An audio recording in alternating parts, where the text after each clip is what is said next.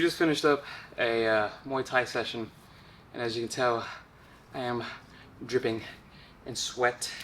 I literally have the gym completely to myself, but I just wanted to talk about my MMA journey because I've only been doing this for a month, and I wanted to talk about one of the biggest things that I learned just joining MMA.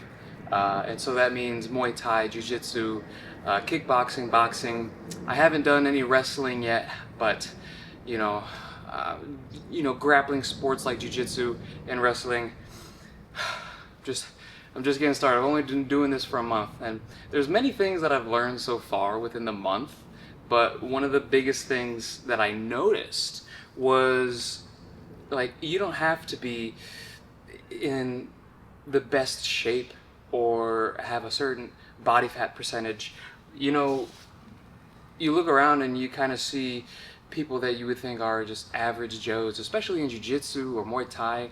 Like, when you go to a powerlifting gym or a real, strongman gym, or, something that looks intimidating, you look around to everybody and they are super jacked and super big, and they have a less than 10% body fat, and you look at them, you're like, those are the experienced guys and those are the experienced people. But when you step in an MMA gym or any type of mixed martial arts, you look around and you're like, these guys don't really look that fit.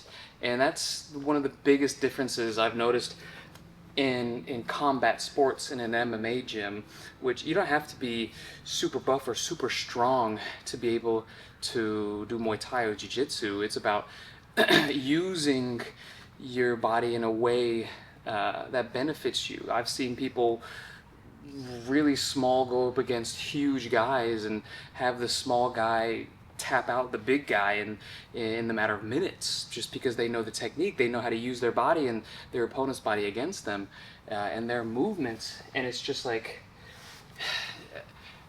I want to say anybody can do it at any point of their fitness level, whether you're not very active or you are super active. You don't have to be like a CrossFitter. That's another thing too. When you go to a CrossFit gym, you look at the people and you're like, those people are fit. Those are the experienced guys. You look around here, you don't know who's a black belt or who's been doing that mixed martial arts for years to get to the level they are. And they look just like average people.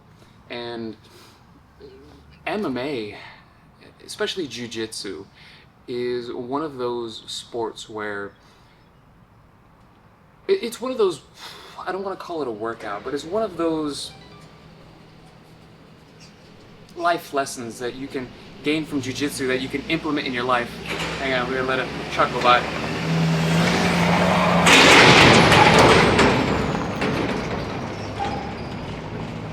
Dramatic pause. Anyways, Jiu-Jitsu is one of those things that you can take with you in life.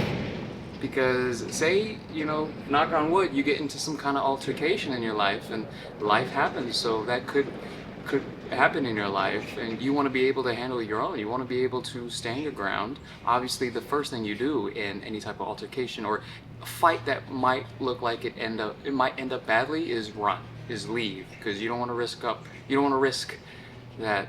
You don't know what could happen on the street or in real life. But when someone grabs you and it's now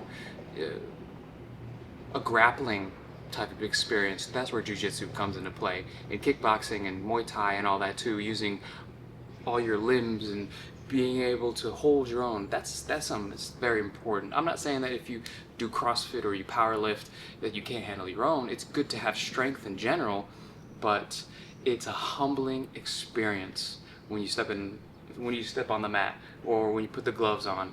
You have somebody much smaller than you or somebody that doesn't look as athletic as you, tap you out, or they just get you with a nice combo and you just didn't expect it. So one of the biggest lessons I learned starting with MMA is don't underestimate anyone.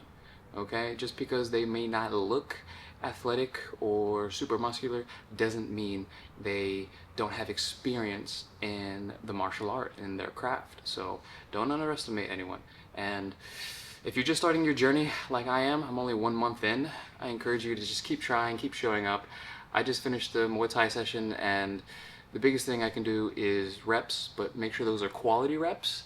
And I'll tell you what, I did 12 rounds, 3 minutes each, and near that 10, 11, 12, I could just tell my form was bad, but I still put in those reps. And that's, at the end of the day, all you really can do is just show up.